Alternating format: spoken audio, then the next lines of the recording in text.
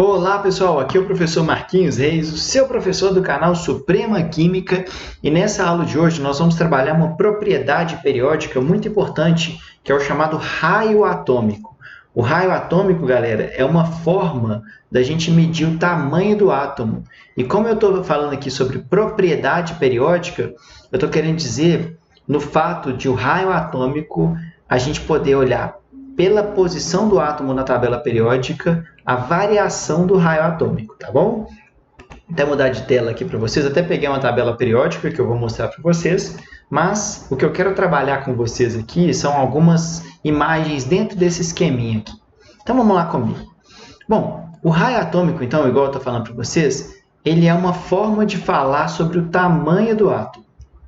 Tá bom? Então, por exemplo, se nós considerarmos o raio, o átomo, como sendo uma esfera, se a gente pegar, e é uma consideração, só para ser didático aqui com vocês, se a gente tiver dois átomos um do lado do outro, a distância entre os dois núcleos dividido por 2 é o raio.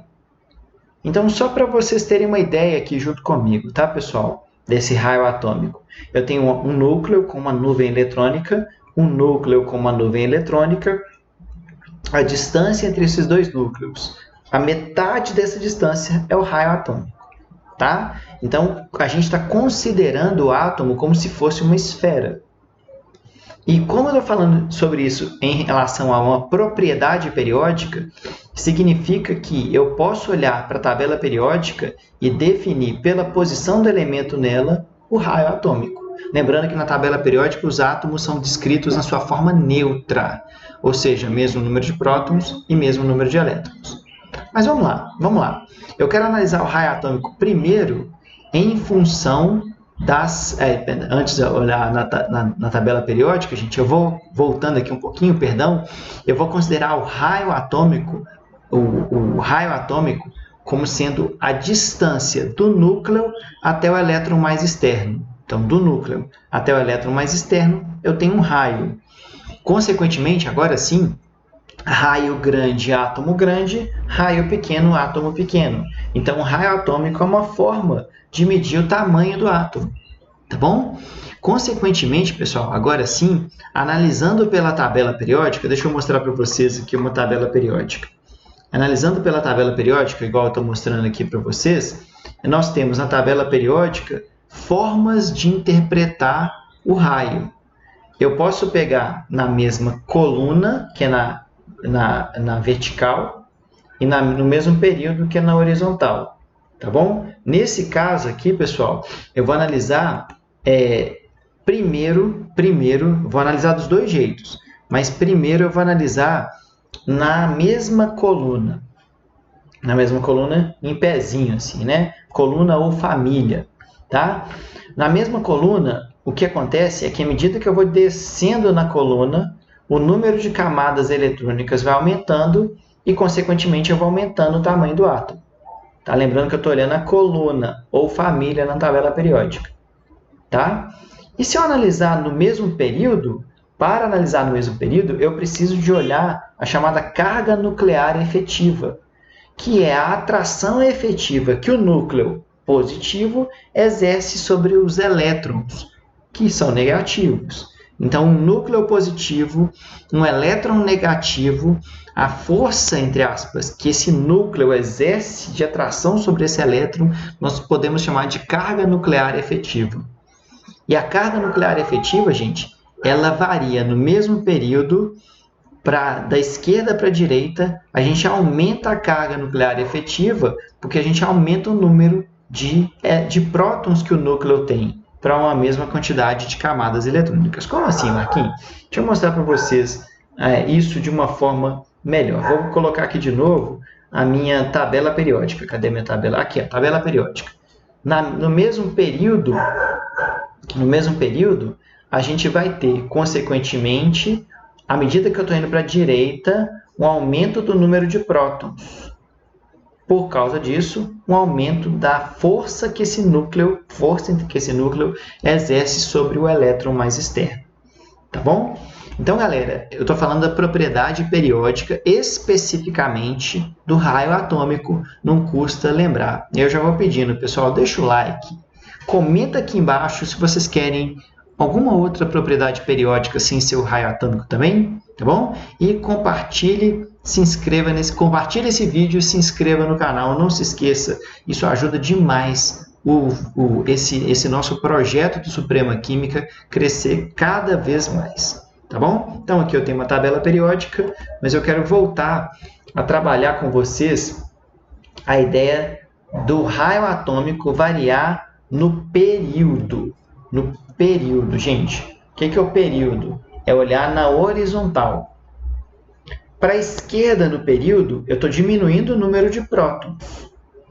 Então, como está no mesmo período, tem o mesmo número de camadas eletrônicas. Só que o sódio tem 11 prótons puxando o último elétron. O cloro tem 17 prótons puxando o último elétron.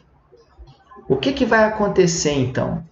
Como o cloro tem mais prótons, significa que o núcleo dele vai exercer uma força de atração maior sobre o último elétron e, consequentemente, o raio atômico do cloro vai ser menor. Então, para o mesmo número de camadas eletrônicas, quanto mais prótons, menor o raio.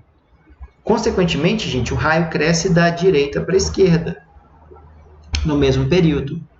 Tá? Juntando essas duas informações, nós vamos ter, de modo geral, para átomos neutros, o raio crescendo para baixo e para a esquerda. Quanto mais para baixo e mais para a esquerda, tirando algumas exceções, maior o raio. Lembrando que eu estou falando aqui para átomos neutros. Neutros significa que a quantidade de prótons é igual à quantidade de elétrons. Tá bom? Mas eu posso analisar o raio comparando com seus íons. Por exemplo, se eu pegar um átomo neutro e tirar elétrons, o raio dele diminui. Então, o raio do cátion vai ser menor do que o raio do átomo neutro. Isso porque, gente, quando a gente tira um elétron, a repulsão entre os elétrons que sobraram diminui e o átomo dá uma encolhidinha. Por exemplo, o raio do átomo neutro, esse aqui, o raio do átomo neutro, esse aqui, quando eu tiro um elétron, vira o cátion.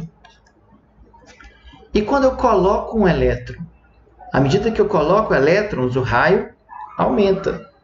Porque ao colocar um elétron, a repulsão entre os elétrons que sobraram vai aumentar e aí ele vai dar uma inflada, entre aspas. Por exemplo, o raio do Cl- vai ser maior que o raio do Cl. Então, quando um átomo neutro ganha elétrons, o raio aumenta. Uma outra forma de comparar o raio. Aqui, gente, é o raio de íons, é o que a gente chama de raio iônico. Uma outra forma de comparar os raios também. Lembrando que para ser íon, não posso olhar pela posição na tabela periódica.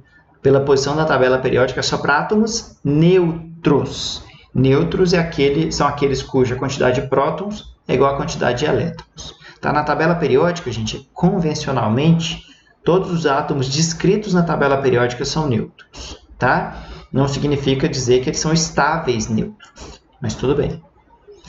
Uma última forma de analisar o raio dos íons é analisando... desculpa, eu peguei aqui uma tabelinha comparando aqui o raio. Isso aqui estava até numa questão de uma prova antiga, comparando o cátion com seu átomo neutro, aí mostrando uma semi-esfera menor e uma semi-esfera maior. E comparando aqui o raio do ânion com o do seu átomo neutro. Vendo, só para a gente imaginar aqui uma situação que na hora que eu tiro elétrons, o raio diminui, na hora que eu coloco elétrons, o raio aumenta. Tá bom? Bom, e se eu comparar o raio de espécies isoeletrônicas? O que são espécies isoeletrônicas? São aquelas que têm a mesma quantidade de elétrons. Então, por exemplo, aqui o K+, com 18 elétrons, o argônio, 18 elétrons, o Cl-, 18 elétrons, o cálcio 2+, 18 elétrons e o S2-, 18 elétrons. Como o número de elétrons é igual, ou seja, a distribuição eletrônica para esses 18 elétrons vai ser igual, o que vai diferenciar o raio deles vai ser o número de prótons. Aí vamos pensar, qual desses núcleos exerce uma força de atração maior sobre o último elétron, por exemplo? Poxa, vamos pensar. O núcleo com mais prótons vai puxar mais os elétrons. Então, o raio do que tem mais prótons, no caso de espécies isoeletrônicas, o raio do que tem mais prótons vai ser menor, porque ele vai puxar mais. Tá bom? E, consequentemente, o que tem menos prótons vai ser maior. Tá bom? Lembrando, mais uma vez, gente, não custa repetir, que aqui eu estou comparando espécies isoeletrônicas, o mesmo número de elétrons. Tá? Então, nesse caso, o cálcio 2+, que tem 20 prótons, vai ter um raio menor que o K+, que tem 19 prótons, o argônio, que tem 18 prótons, o Cl- com 17 prótons, e o S2-, 16 prótons. Só posso fazer essa comparação porque eles são átomos, são espécies isoeletrônicas. Tá bom? Então, gente, eu estou analisando o tamanho do átomo, considerando o átomo como se fosse uma esfera. E com isso, a gente tem uma das propriedades periódicas mais importantes e alguns detalhes sobre elas. Lembrando que, quando a gente olha na tabela periódica, né, deixa eu até mostrar para vocês uma tabela periódica aqui novamente. Quando a gente olha na tabela periódica, o raio cresce para a esquerda e para baixo. Tá bom? Então, quanto mais para a esquerda e mais para baixo, para átomos neutros, maior é o raio. Beleza? Bom, pessoal, eu sou o professor Marquinhos Reis, esse é o Suprema Química, e no nosso canal, todas as segundas-feiras, às 20 horas, nós temos uma live, todas as quintas-feiras, um vídeo novo, tá bom? Comenta, curta, compartilha esse vídeo, porque você sabe que tem interesse nesse assunto e ajuda esse projeto a crescer cada vez mais. Se inscrevam no canal e maratonem os vídeos, que está muito legal, tá bom? Beijo, pessoal, até a próxima, a gente se vê numa próxima aula. Valeu!